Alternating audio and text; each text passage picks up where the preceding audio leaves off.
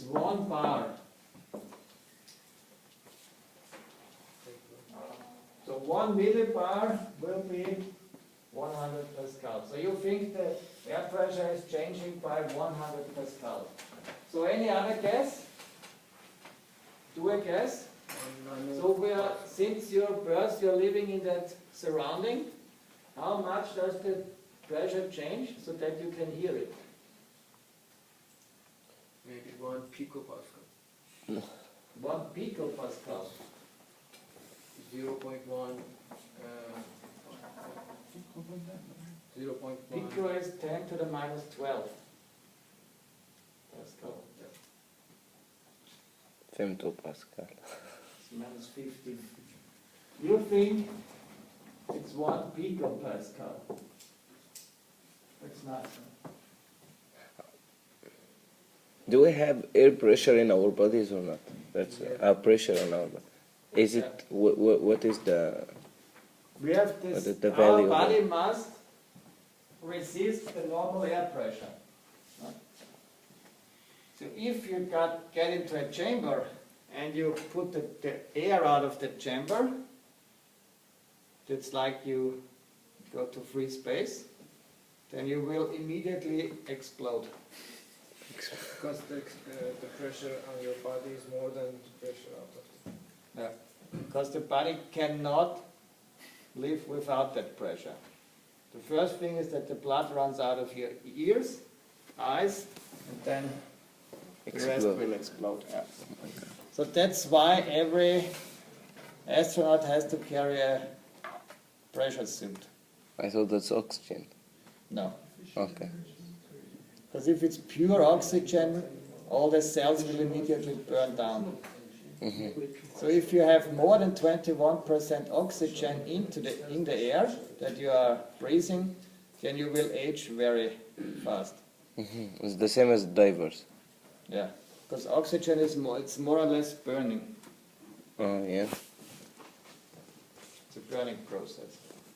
It was one of the great problems in evolution, that the oxygen come into the Earth's atmosphere. It kills nearly every Human being. not the creature. That's billions of years ago, yeah. All of the All creatures. they were based on nitrogen, and then they produced oxygen, this bacteria, and when the oxygen level was rising, then they nearly all died out because they can't handle the oxygen. So oxygen is necessary, but if it's too much, then you will burn. So, do we have a solution? 1 picopascal would be nice, no, it would not be nice. It's 100 Pascal, I think. 100 Pascal? Yeah, because it's... More or less, I'll give you the number. The lowest air pressure changes that we can hear is 20 micropascals. So 1 picopascal is a factor 1 million below that. So not even bats can hear it. Animals hear a factor 10 better than humans, normally, so dogs and cats. But if you would hear 1 picopascal, then you would hear all the thermal motions of the air molecules. And this will drive you nuts, I think, because then you are surrounded by Noise. all the time. So that's the lower limit of hearing, 20 micropascals. But if you compare it to the normal pressure of 100,000 pascals, this is 10 raised to the power of 5. Here we got 10 raised to the minus 5. So the difference is a factor of 10 raised to the power of 11. And if you compare that to electronic sensors, that we do not have any sensor that is that sensitive, like the human hearing. Because normally you have a factor of 1 million for technical sensors, between the maximum and the the detection limit. But the detection limit for the human ear is 10 to the minus 11. That would mean if you lower your head by 1 meter, you're quite well over this detection limit. That means every time the weather will change, or you will climb a stair up or down, you will have a lot of noise in your ear. That will definitely be not a benefit. That's why the human hearing starts at 20 Hertz. And so we do not hear below 20 Hertz. And we hear up to 20 kilohertz. That's the normal hearing range of a newborn child. It's roughly 20 Hertz to 20 kilohertz. So that means the minimum The minimum amount, level. the minimum amount of the change Pressure in pressure change. has to be done 20 times a second to Yeah. be here. So So we do not hear static pressure changes like the weather. And the weather changes 20 maybe times a once second a I day. would hear it. Yeah. So it must be 20 cycles a second. And that's what we hear as a bass wave. And here's the treble. Excuse me. 20 Hertz is equal to 20 megapascal somehow or not? No, we do not hear every frequency with the same loudness. So there are loudness curves. So here is the frequency, there is the pressure, sound pressure level.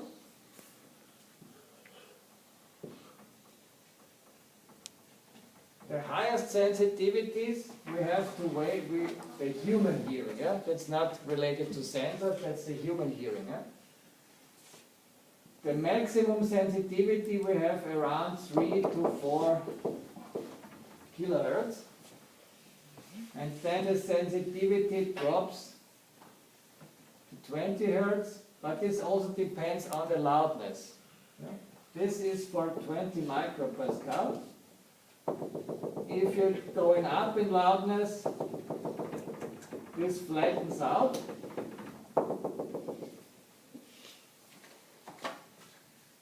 And the range of hearing,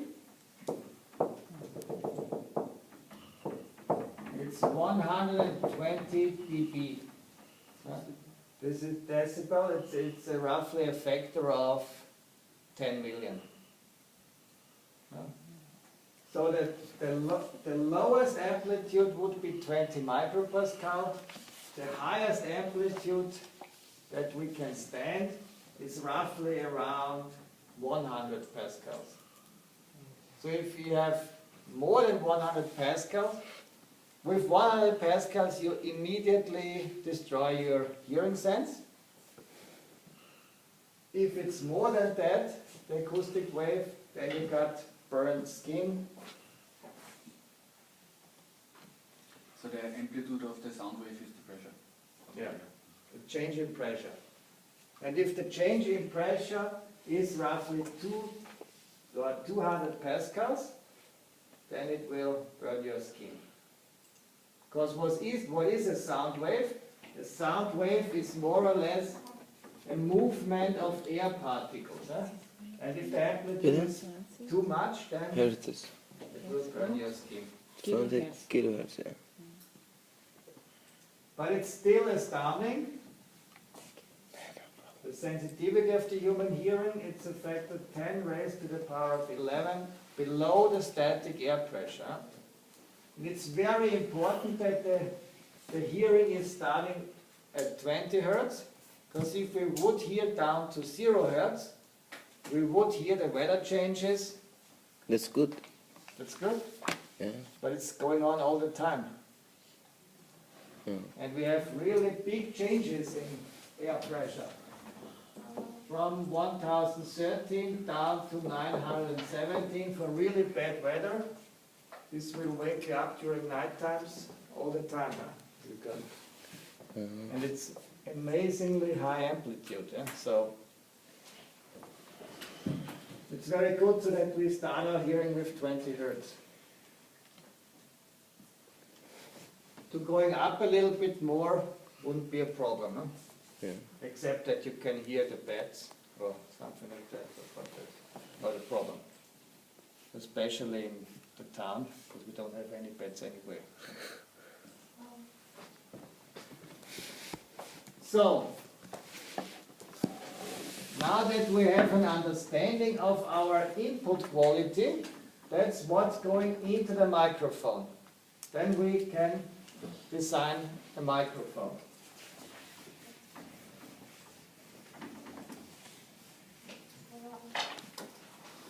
So how can we detect a sound wave? How is this normally done? By How is a pressure. microphone set up? By pressure. It's a pressure sensor, more or less. Yeah.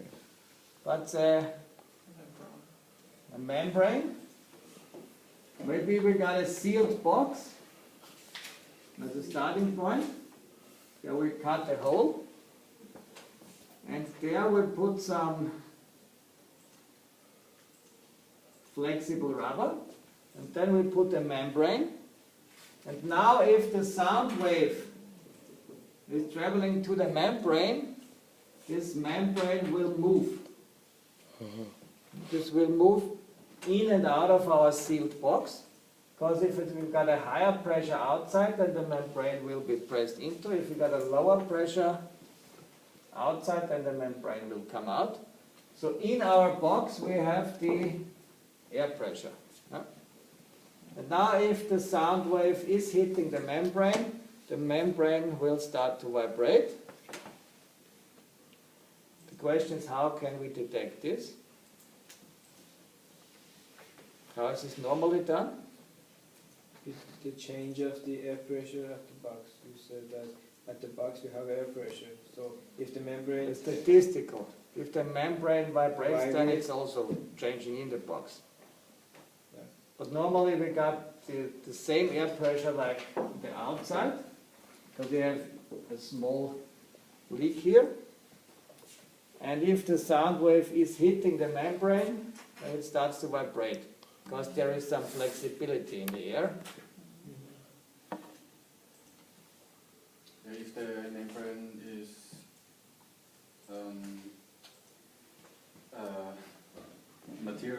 electrical material, the resistance will change by stretching the membrane. This might be one principle, but it's not used. So actually there are two principles. We can have an electrostatic microphone that works like a capacitor. You have a membrane with out of a metal foil, and you got a second, a fixed plate that is fixed in the arrangement.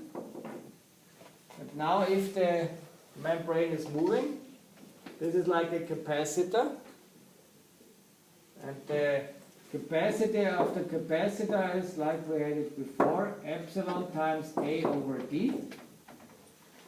A is the cross section of the membrane, and D is the distance. And if D is changing, the capacitance is changing. And we have our change in an electrical quality. So our first sensor, it's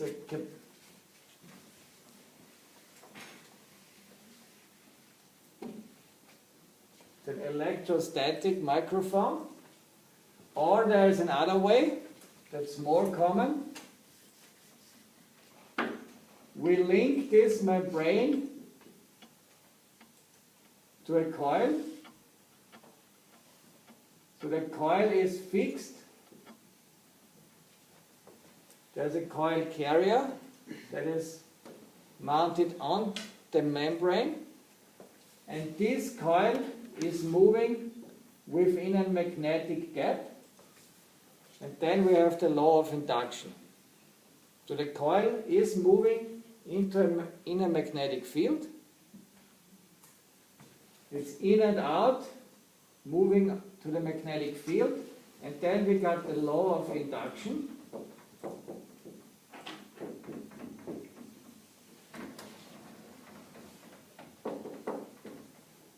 induced voltage equals N times Phi derived with respect to T. So the changes in magnetic flux times the number of windings will give you the output voltage of the microphone. So that means the microphone generates a voltage here. On the output terminals of the microphone, you can pick up a voltage. It's a very small voltage. It's in the area of 1 millivolts, 1 to 5 millivolts. But this is our first output quality we have for our acoustic sensors or our microphone.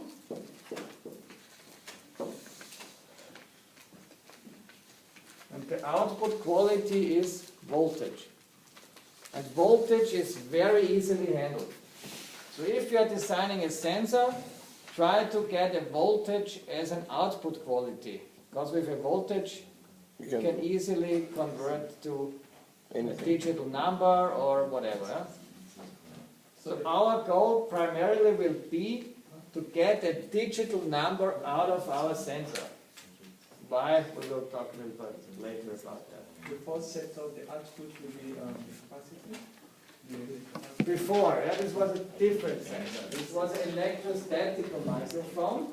There is the output is in capacitance. And this capacitance will be transferred to an output voltage in the next step.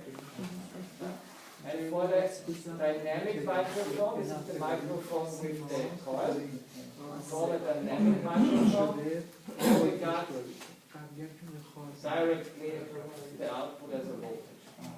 So we don't need conversion again? We don't need any additional conversion.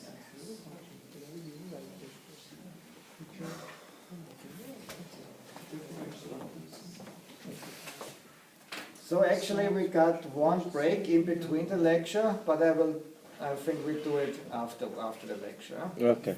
So we continue up to 12:40. Okay, so this is our first sensor, an acoustic sensor, a microphone we can use to monitor the noise level in a tunnel or on a street level, whatever. And our output quality will be voltage. What do we do with that voltage? Because as a human you cannot detect voltage. And the voltage is pretty small. It's in the area of a couple of millivolts.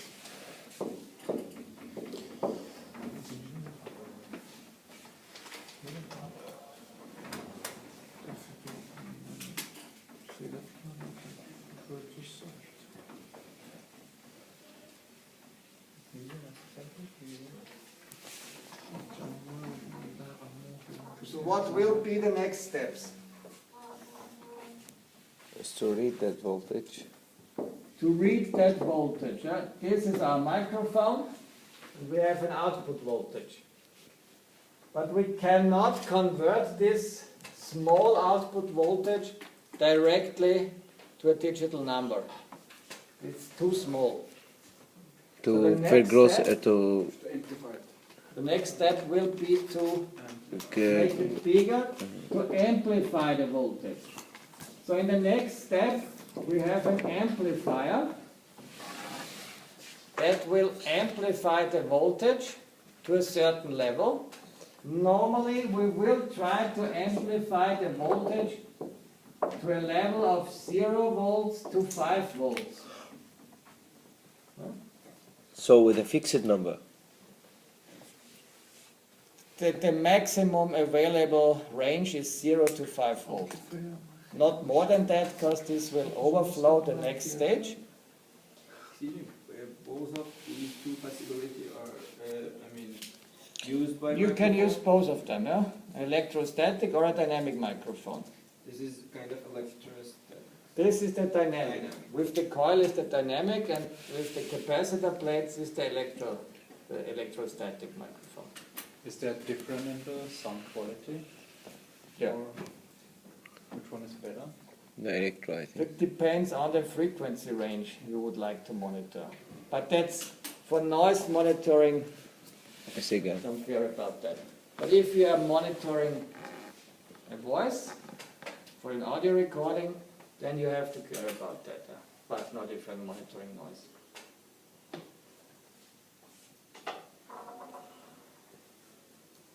But this dynamic microphone, it's very robust. Yeah. For electrostatic microphone, you have only a certain range of pressure. You can use it. But with a dynamic microphone, you can't nearly destroy that. So for noise monitoring along a highway, it's better to use a dynamic microphone. Okay, so the next step will be the amplifier. We won't cover the details here, but we will do that not with discrete transistors. We will use an operational amplifier. We will cover that in the lecture, how the circuits is set up. For now, we just suppose we amplify the signal by a factor of 1000, so that we roughly have here around 1 to 5 volts. And then we are prepared for the next step. So, how is our output signal look like? The output voltage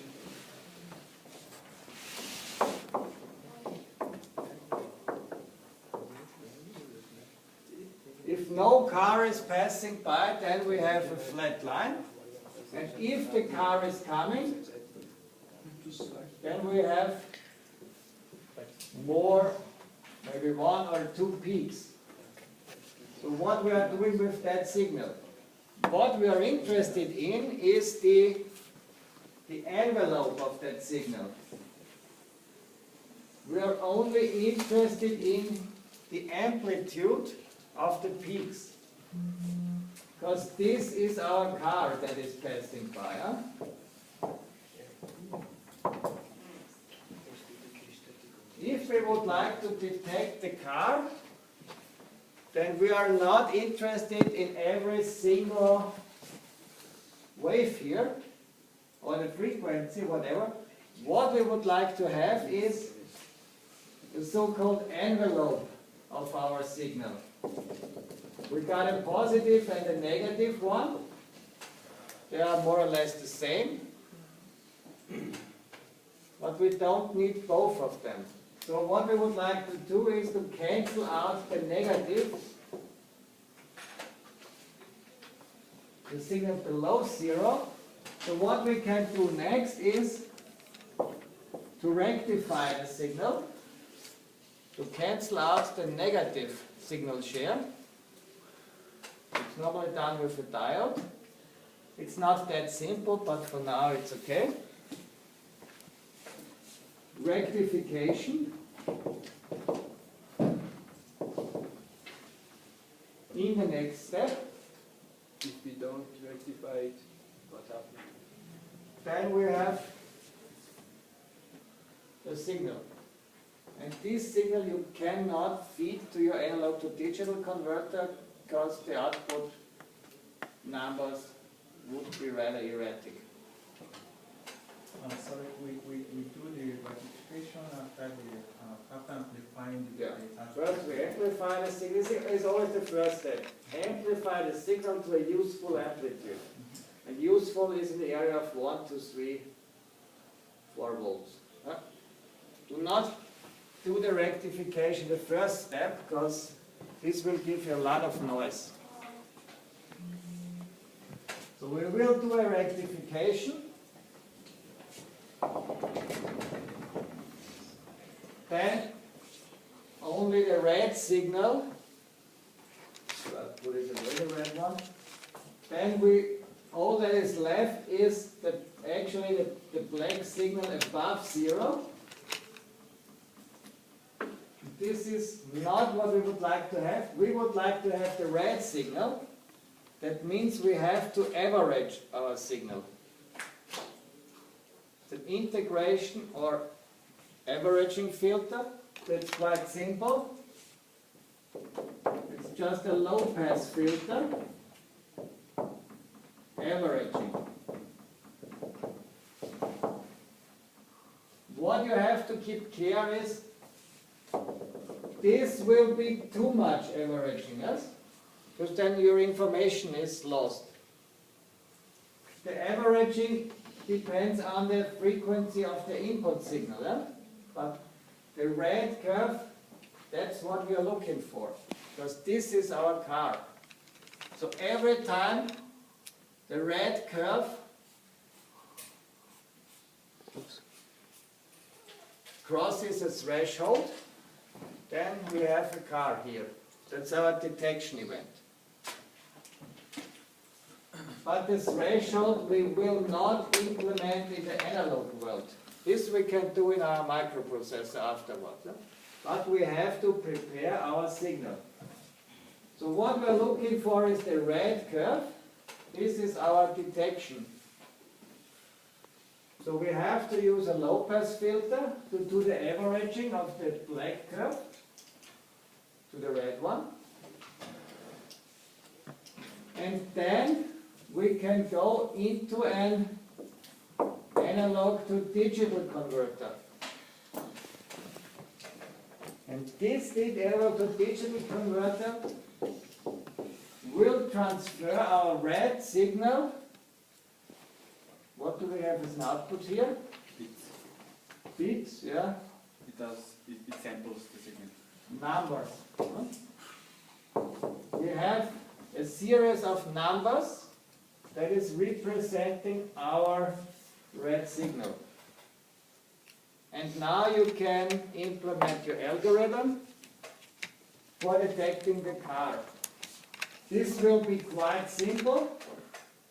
If we are below our threshold, it's no car. And if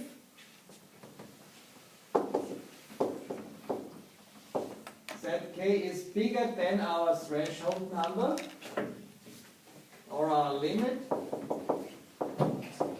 then detection. Threshold is Schwellwert.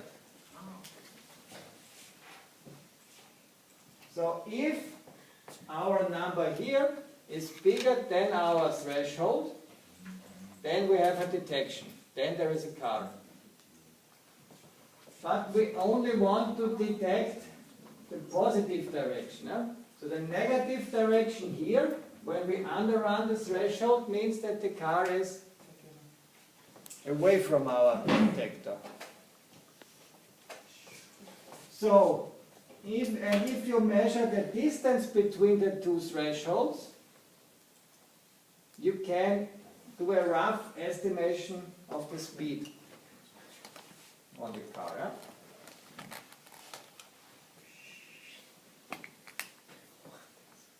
And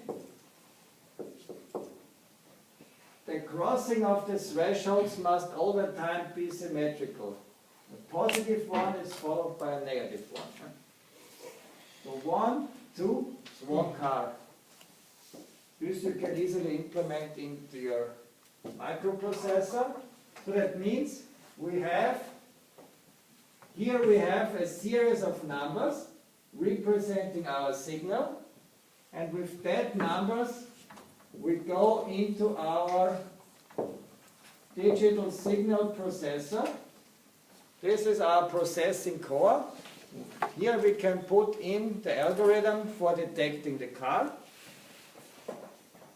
This might be quite simple.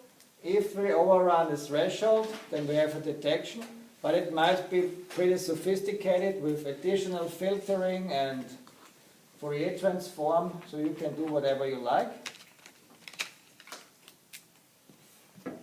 In new microprocessors you have a lot of flash memory, so you can do a lot of programming.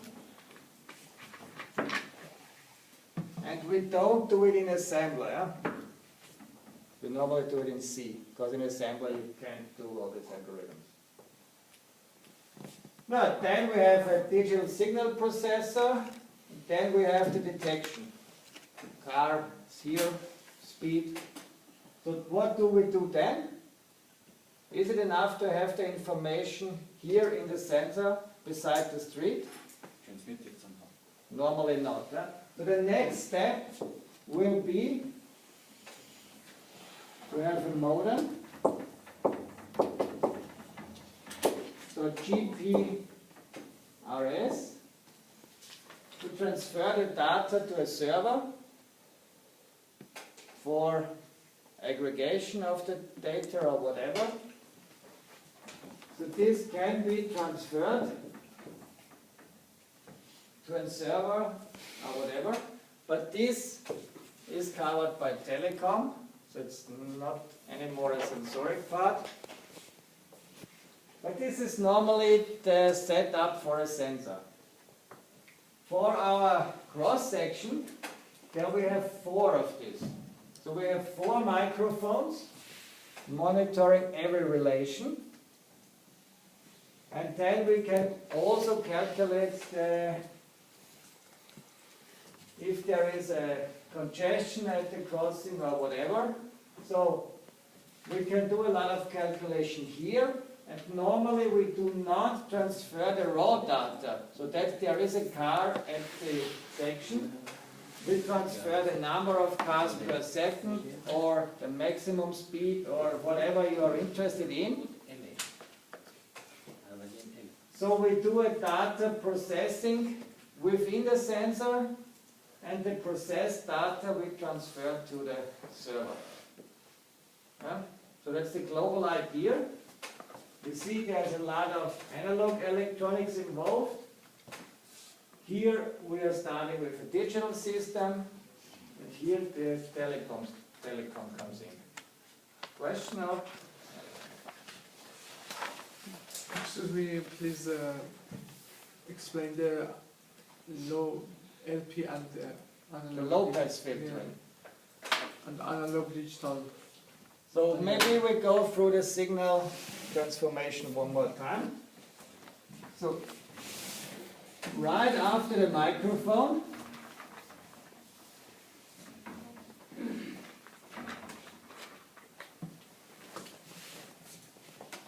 so the output signal of the microphone would be pretty flat if we don't have any car running beside. So if a car is running beside our microphone, then we will have a peak here. And also if there's another car here, don't know what kind of cars they are. So the bigger one will have a bigger peak.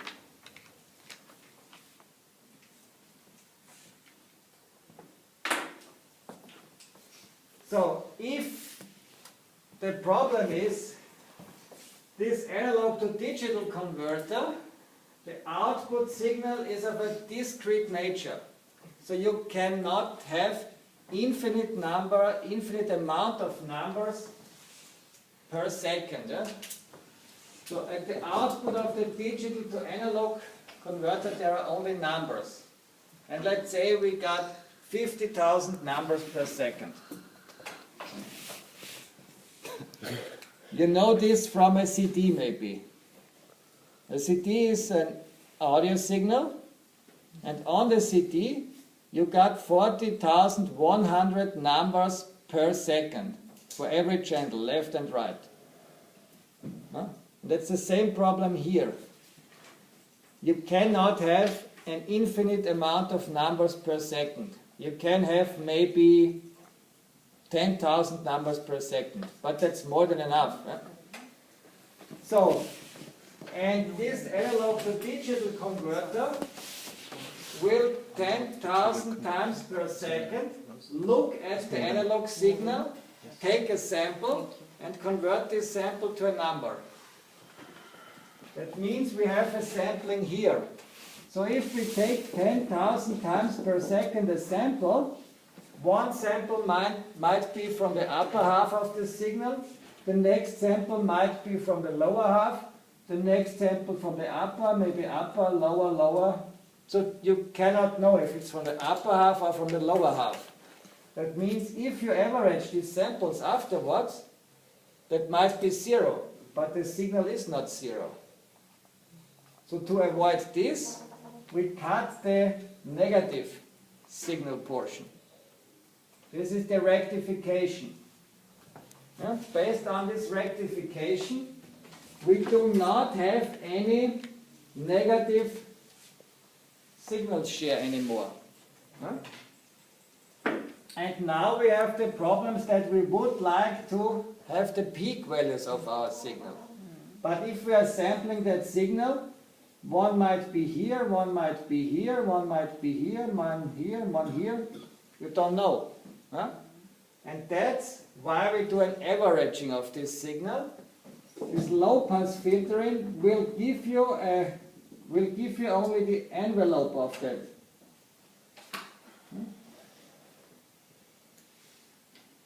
It will average between these peaks. And if we do now the sampling, then the sampling will give us actually the numbers out of this envelope. This is the actual amplification. If you take in an oscilloscope and monitoring this signal, after the rectification it will look like this. And after an averaging, the signal will look like this. Huh? So the black one is gone. Only the green one left. And if we take now the samples from the signal, then we take the samples from the green line. Otherwise we might, because if you're looking into that signal here much more closer, then you will have the positive share, then you have zero, because out of the rectification we have cancelled out the negative signal share. Then we have the next peak. This we have cancelled out, this is zero. Because you have to remember that your acoustic signal is a change in pressure. And you have the change amount of positive changes like negative changes. So the signal is symmetrical to the 0 volt line. And this you have to overcome. And then we have the next. Here's 0. And now if we take the samples out of this signal, the sampling process is rather statistic. It's nothing in common with this signal here. So the time slots, you cannot decide about that. So we take this sample and here a sample. The only thing we can say that this time will every time be the same, the so-called sampling time. The next sample will be here, the next here, the next may be here, the next here. There's always the sampling time in between. And this will be averaged. This is Z1, Z2, Z3, Z4, Z5, Z6. And this won't give you a real representation of your signal. Therefore, we do the averaging. The green one. And you look only at the peaks. Yeah. And with this averaging, the samples will be done here, here, here, here, here, and here. And there we have a stable signal. So that's very important. Average, rectification, averaging, and then go into the analog to digital converter. There's a lot of theory comes with analog to digital converter. We will not cover this today, but at the end of the sensoric lecture we will cover this more in detail. Yeah? But for now you should understand why we have these groups here. Because we will discuss every group So in the a analog lecture. digital converter produce the blue line? Or No, the blue line is produced by the low pass filter here. So 2 stages.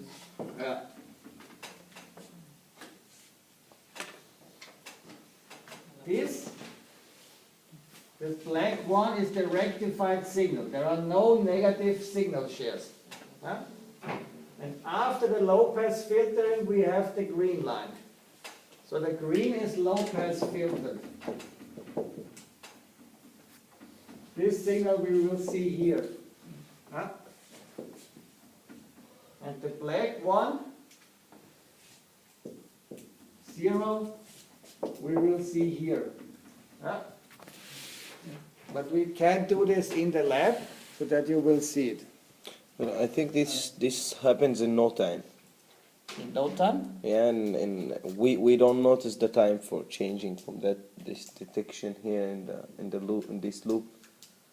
The You mean time if you between set up every the stage, sensor? yeah, every stage is not, it's every stage of or every level here from the sensor. I don't think we feel that time at all, right? As human beings. No. it's Happens done on in- no time, and that's what I'm saying. That doesn't take any time. Because this is done in real time. So this is an analog circuit. So it doesn't take any, it does take a minute time to process, but you're quite right. But what you can see is on the oscilloscope, therefore we have an oscilloscope, because as a human we cannot see it, obviously.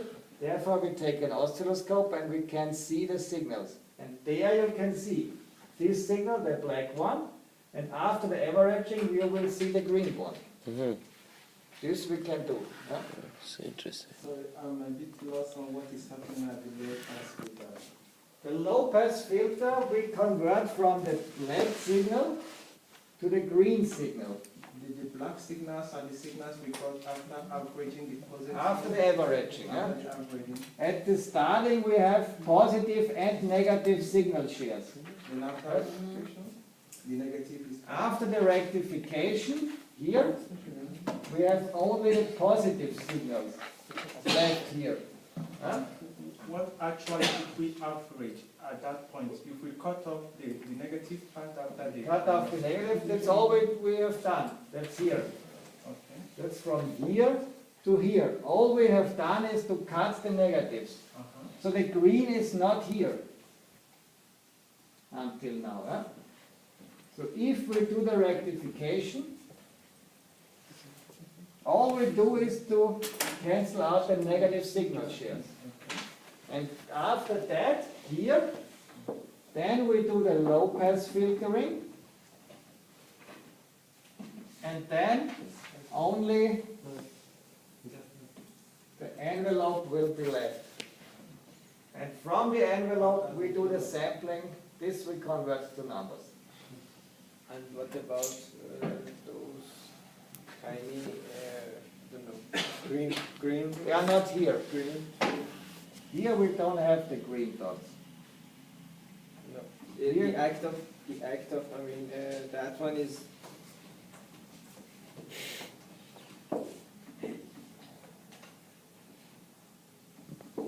This is the signal we got from the microphone. Yeah? It's the same positive as negative shares. Because the average must be zero. That's the zero air pressure.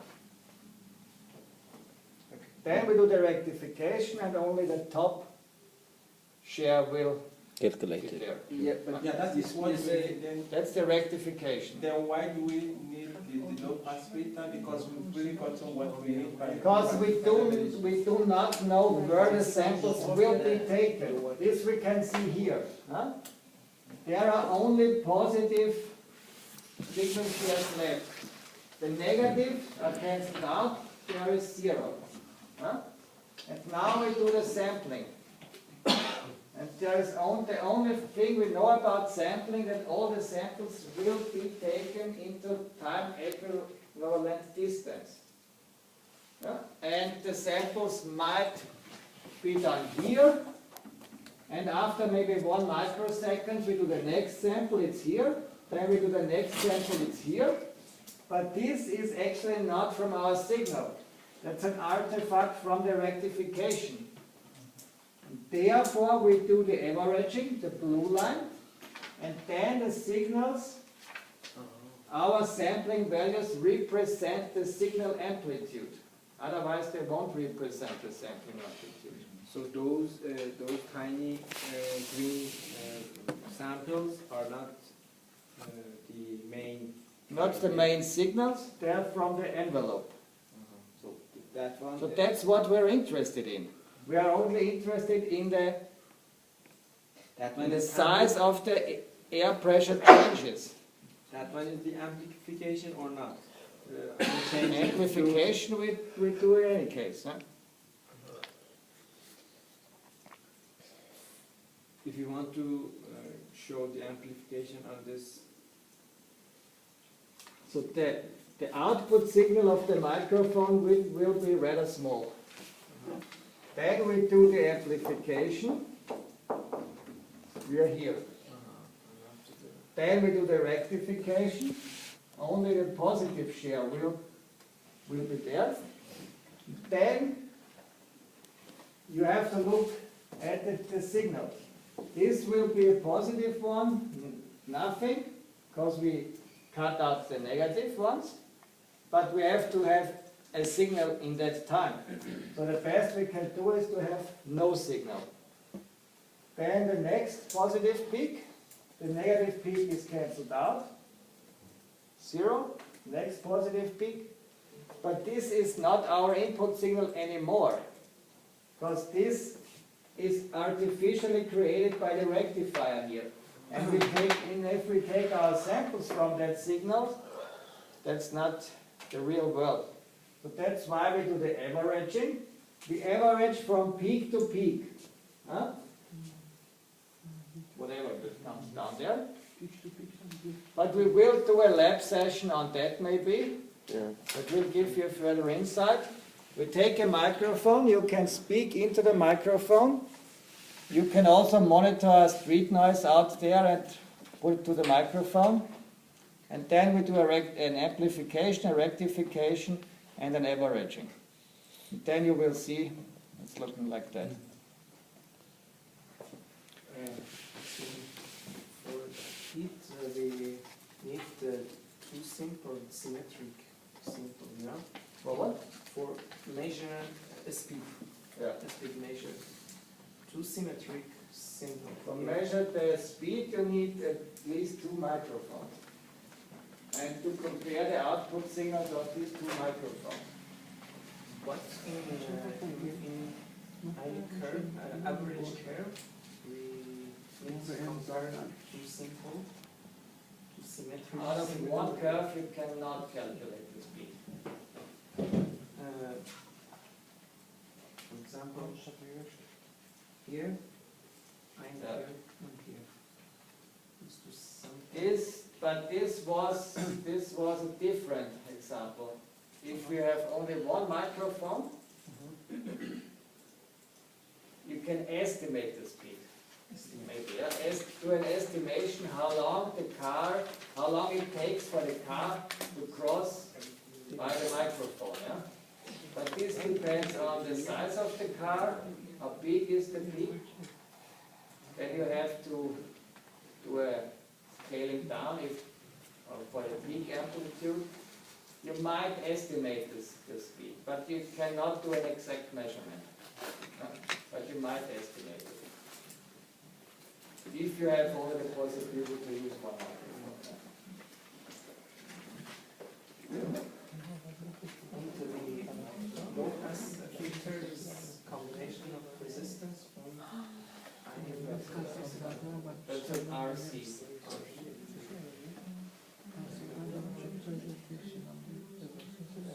Any other questions?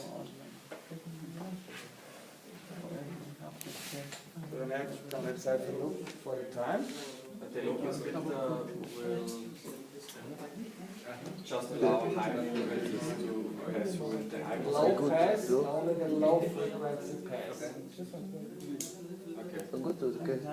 That's High okay. frequency That's good, that's okay. Lama does not that That's fast why it's also. averaging. That's like, But the 2 assets, the frequency. yeah, 3 also is okay because 4 you have a problem. So the corner frequency of the low pass filter, Not a problem if you failed in a exam, like what we did. the corner And we failed frequency in the is second 1 trial, over and third 2 trial, pi r fourth trial. times c.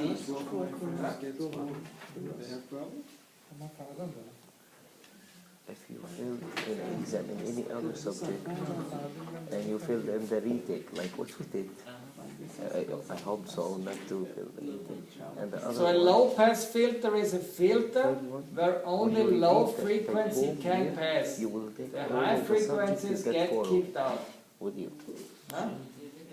There is a low pass filter and there is a high pass filter. The high pass filter only high frequencies can pass. We will do that also in the lab, so you can monitor noise and put it through a low pass filter and a high pass filter, and you will see it changes the hearing or the impression of the noise. And it has nothing to do with the amplitude. No. That signal. The A low pass filter will not alter the amplitude. Yeah? You passed. with the amplifier. Which understand? And I guess we have to do a lab session on that, because with explaining it's half the part. You have to see it, The practical how is it works in the practical lab. So any other question? So we got a couple of minutes left. you can take the attendance. So we won't start the next chapter Yeah, please. today. So think